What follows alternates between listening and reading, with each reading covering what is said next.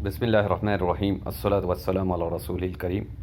कोई भी viral fever का ज़माना चल रहा हो, चाहे कोरोना हो चाहे कोई हो, प्रिवेंटिवली अगर स्नीजिंग से और फीवर से और खांसी से बचाना है घर वाले को, तो उसके लिए आर्सेनिक एल्बम एक प्रोफाइलैक्टिकली ड्रग यूज़ किया जा सकता है।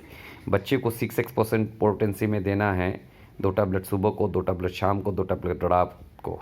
और बड़े अगर है 30x का पोटेंसी में लेना है, 2 ड्रॉप सुबह को, 2 ड्रॉप शाम को, 2 ड्रॉप रात को। 1 हफ्ता लेके छोड़ देना है, फिर नेक्स्ट महीने में फिर 1 हफ्ते का कोर्स करना है। ये डॉक्टर से बताया हुआ, आयुष के ज़रिए से बताया हुआ एक प्रिस्क्रिप्शन है प्रोफिलैक्टिकली यूज़ करने के लिए। जज़ाकल्लाह।